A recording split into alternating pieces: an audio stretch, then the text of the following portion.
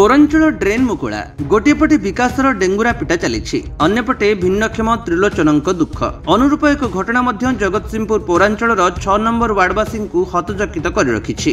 वार्डर मरीचापदा हरिजन साही निकट दे जाइछि Madhopur drainage cut. यह ड्रेनेज डिविजन अधीन थिले सुद्धा स्थानीय पौर प्रशासन पक्षरु जल निष्कासन और गमनागमन को गुरुत्व दि जाइथिला। ड्रेन रो किछि अंश को ढळई करा जाइथिला, किंतु ड्रेन को मुकुला पकई रखि दियागला। मास परे मास गड़िबा सत्वे वर्तमान समय उक्त ड्रेन मेला पड़ी। विपद को एड़ाइबा निमंते स्लाब मध्य पकागला नाही, बरं लुहा छड़ ढळई उपरे एबे भी ऊपर मुहा होई रहिछि। किछि मास तळे उक्त ड्रेन काम पूर्ण करबा नै स्थानीय एक टेंडर करा जाइथिला। यह चूड़ांत मध्य होइथिला, मात्र काम पाइथिबा ठिकादार चुप बसी रहिछन्ति। पौर संस्था भी किभଳି अंध भଳି हाथ बांधी रहिछन्ति ताहा भी एक प्रश्न आनिछि। नियम कहूछि अवधि भितरे काम आरंभ न हेले संपृक्त ठिकादारक विरुद्ध रे आईनगत कार्यानुष्ठान ग्रहण होई परिबो। एठी किंतु सबु हुगुळा थिबा धारणा हेउछि। सूचना थाउ कि वर्षा समय ड्रेन मुकुला थिबा संपर्कित रिपोर्ट जानिबा पई राज्य सरकार चाहिथिले। उभय पौर संस्था और जिला पूर्त विभाग को चिठी होइथिला। तेबे स्थानीय पौर कर्तृपक्ष ड्रेन मुकुला थिबा सुद्धा सरकार को डाहामिछ रिपोर्ट प्रदान करिथिले। अर्थात सरकार विकास क्षेत्र में पुंजी अजाडुथिले सुद्धा स्थानीय प्रशासन यार अपव्यय दिगरे अधिक मनोध्यान देउथिबा संदेह लागुछि। जगतसिंहपुर राकेश रायଙ୍କ सह ब्लॉक रु राकेश सामंतरायଙ୍କ रिपोर्ट विश्व विजयी न्यूज ओडिशा।